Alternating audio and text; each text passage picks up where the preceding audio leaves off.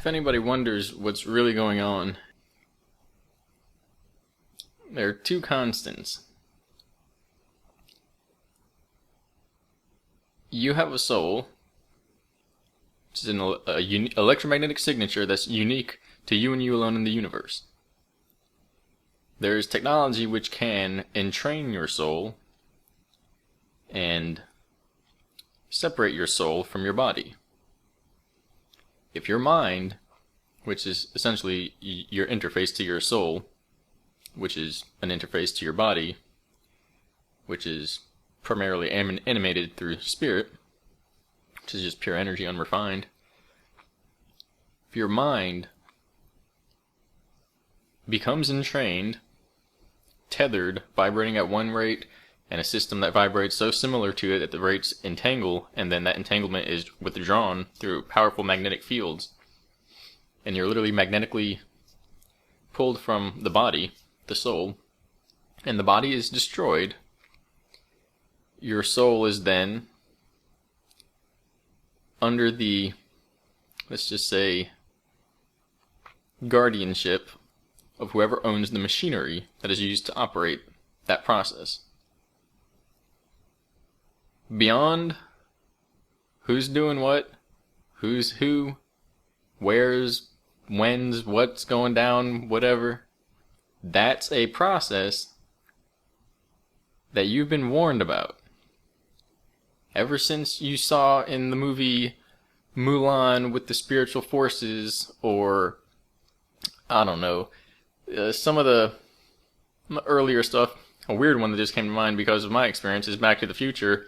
You can see how there's different versions of each person in different timeline. Oh, snap. What does that mean about the soul? The soul is something so much more expansive than just what you're capable of understanding in this single, experience. But the idea is, I'm trying to think of a good other movie. That's why Disney exists. That's why that's there. If you see it, and you don't realize it's just the same as the ancient knowledge, the books people have been preaching to you, which the system of the knowledge and the knowledge keepers in public are 110% as corrupt as the devil himself, and might even actually be the devil himself wearing a mask. But the knowledge goes way back before they ever got their paws on it, their clawed hands. And so, if you know about it, then everything else is a distraction. Because how good is that information going to be for you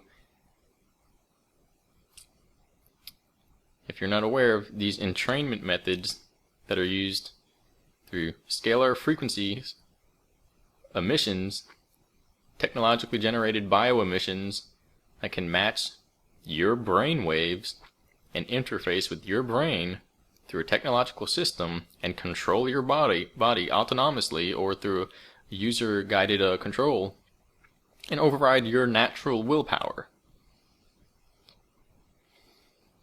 And if all that information bombardment is just a distraction or a primer to prepare you for interface,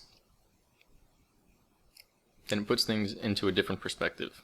But that constant is still there. The other constant, you have a body. If you go outside and you plant a seed, and that tomato or strawberry or whatever it is, say you're on the West Coast, say you're Midwest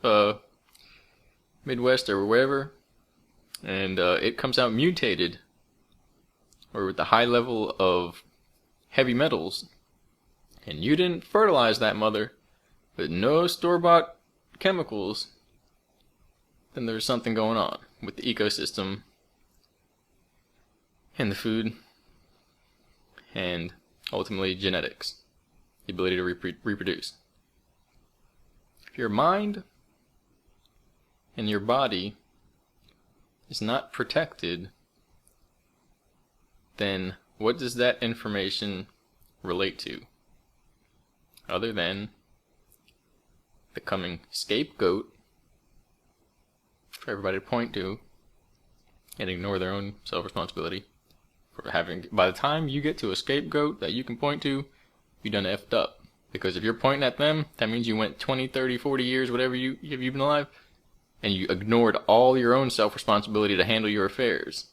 Because if by the time that comes around, and you're caught up still looking up at that like the chickens with their heads off, not gonna be good what happens next. So you have to be prepared.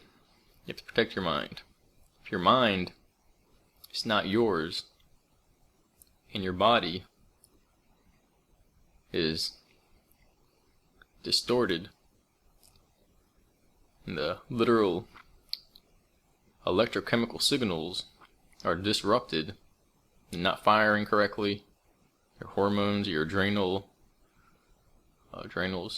your digestive process, neurochemicals,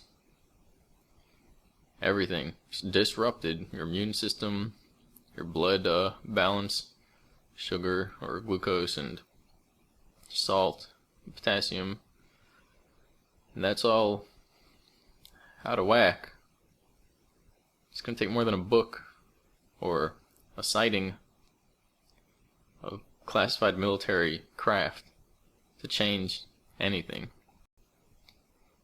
So, along with the infighting and the distractions, so you should believe this person or that person.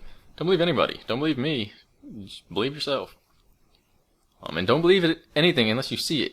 That's the main thing. If somebody's telling you some stuff, okay, if you've never seen it, if I tell you about clones and certain things and you've never seen it, and you know in your mind and heart that the information doesn't relate to you, alright, then good. If you've checked people out, and politicians, celebrities, and biochemistry and genetics experiments, and what some of these reports that they've been doing since the 80s, since the 70s, all the way until now, it's real weird now.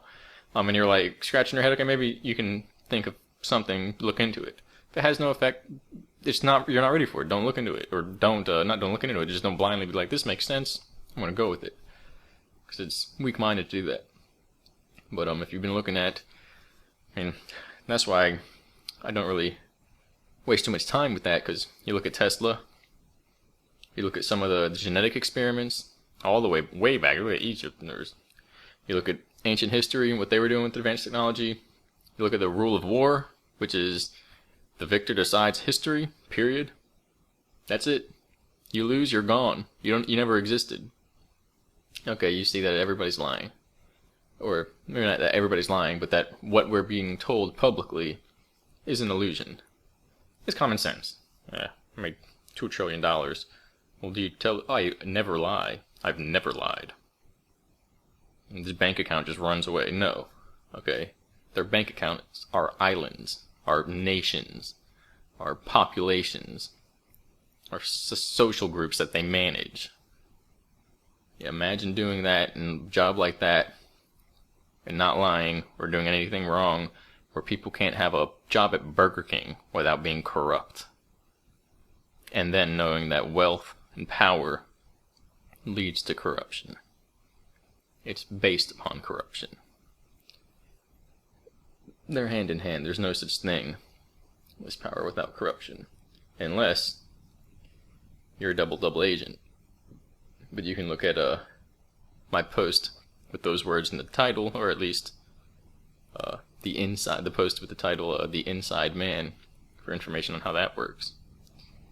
Maybe the devil is an inside man. The point is, and then they said, so that's why I believe in this. The point is, if there's any room for distraction, then that's the goal. And as long as there's room for it, it will be used against you. Meanwhile, the two constants, your life, your body and your mind, or your soul, are being corrupted and targeted through scalar psychotronic warfare, which is what you could call spiritual warfare, literally right out of the ancient texts, the Battle of the Heavens. And there's a genetic war taking place, more or less eugenics. We're all in a way, being graded, but it's more about self-responsibility that is inherent to a system of life. There's ways to cheat, but these are loopholes which close out. Without the proper requirements, no one gets ahead, no one leaves this place and goes above or anywhere better. You can go to a parallel, which might give you the power, the pleasure, the desire that you want. That's not above. It just seems different. And what you gain there, you actually lose in what you can learn from here. Because here we have duality, and that's where we're capable of learning. Because right now that's where we're capable of being tricked. Once we are no longer tricked, this is no longer about duality. But, remind yourself of that. There's a scalar psychotronic war for your mind and your body. And there are intensely advanced technologies which can match multiple minds simultaneously and come up with, they can create and generate the outcome through your involvement without you knowing. It's called, one reference is 64-dimensional